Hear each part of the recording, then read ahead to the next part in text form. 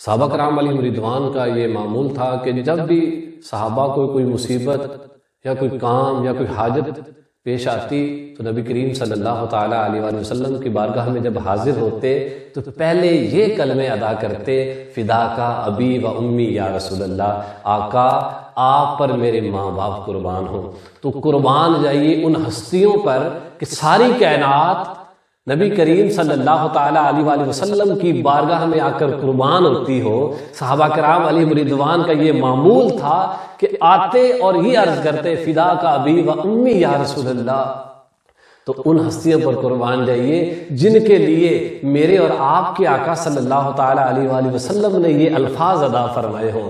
جی ہاں، 3 ہستیاں ایسی ہیں جن کے لیے میرے کریم آقا صلی اللہ تعالیٰ علیہ وآلہ وسلم نے یہ الفاظ ادا فرمائے ہیں۔ سب سے پہلے سیدہ فاطمہ الزہرا رضی اللہ تعالیٰ عنہا، اس کے بعد حضرت زبیر بن عوام اور حضرت سیدنا سعد بن ابی وقاص رضی اللہ تعالیٰ عنہما۔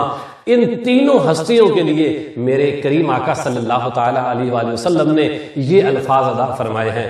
المستدرک علی الصحیحین جلد نمبر 3 صفحہ نمبر 170 حدیث نمبر 4740۔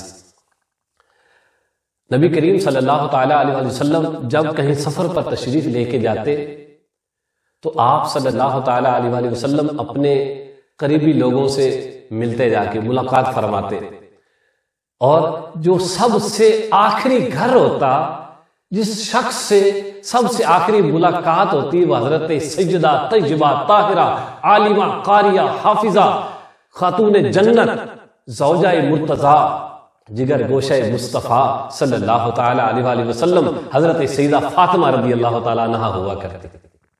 نبی کریم صلی اللہ تعالیٰ علیہ وسلم سب سے آخری ملاقات حضرت سیدہ فاطمہ الزہرا سے فرمایا کرتے، اور جب آپ صلی اللہ تعالیٰ علیہ وآلہ وسلم سفر سے واپس تشریف لاتے تو جو سب سے پہلی ملاقات ہوتی وہ سیدہ فاطمہ الزہرا سے ہوا کرتی۔ اور فقال لہا رسول اللہ صلی اللہ تعالیٰ علیہ وآلہ وسلم، نبی کریم صلی اللہ تعالیٰ علیہ وسلم نے ان سے فرمایا کہ یا فاطمہ تو فدا کی ابی و امی، اے فاطمہ میرے ماں باپ تجھ پر قربان ہوں۔ قربان جائیے سیدہ کائنات کے مقام پر عاشق اہل بیت، سچے اور سچے عاشق اہل بیت اور محب اہل بیت اعلیٰ حضرت امام احمد رضا خان، آپ کیا لکھتے ہیں؟ سیدہ ظاہرہ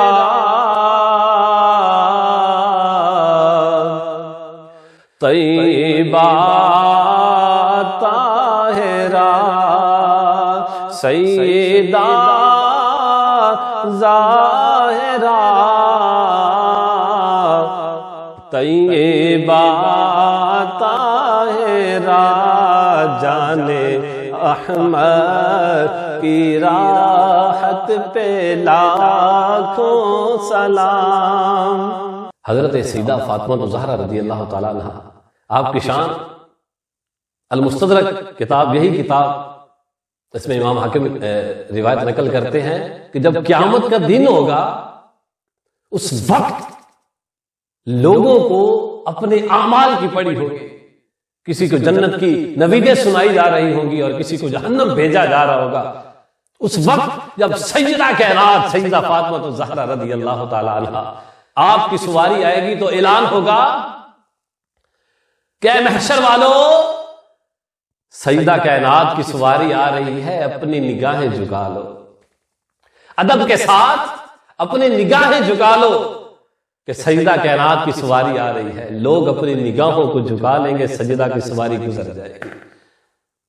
روایت میں ہے کہ اس وقت حضرت سیدہ کائنات پر 2 سبز چادریں ہوں گی، سیدوں سے، اہل بیت اطہار سے، پنجتن پاک سے محبت کر لیجئے، یہ محبت انشاءاللہ ہمیں جنت میں لے کر جائے گی۔ تو شاعر کیا لکھتا ہے؟ کنڈ کرنا تو پنجانو، منہ موڑنا سیدہ تو، کنڈ کرنا تو پنجانو،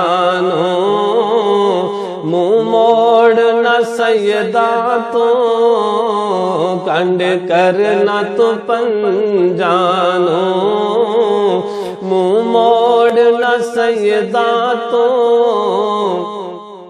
جنت تے جہنم دی گل آل تے مکنی ہے جنت تے جہنم دی گل آل تے مکنی ہے۔ اس کی مختصر تشریح یوں ہے کہ کوئی ساری زندگی عبادتیں کرتا رہے نا، حج ادا کرتا رہے، روزے رکھتا رہے، لیکن اس کے دل میں بغض اہل بیت، بغض آل محمد صلی اللہ تعالی علیہ وآلہ وسلم ہے، تو وہ شخص کبھی بھی جنت میں داخل نہیں ہو سکے گا۔ لہٰذا جنت کے لیے ضروری ہے کہ اہل بیت اطہار کی محبت دل میں ہو۔ جنت کے لیے ضروری ہے کہ اہل بیت اطہار کے ساتھ ساتھ صداقت کے شہنشاہ صدیق اکبر کی محبت بھی دل میں ہو، عدالت کے شہنشاہ فاروق اعظم کی محبت بھی دل میں ہو، سخاوت کے شہنشاہ عثمان غنی ذو النورین کی محبت بھی دل میں ہو۔ جنت کے لیے ضروری ہے کہ سیدنا علی المرتضیٰ مولا علی شیر خدا کرم اللہ تعالی وجہہ الکریم کی محبت دل میں ہو۔ جنت کے لیے ضروری ہے اہل بیت اطہار کی محبت کے ساتھ ساتھ میرے آقا کے سب صحابہ سے کمال درجے کی محبت ہو، تو انشاءاللہ جنت میں داخلہ نصیب ہوگا۔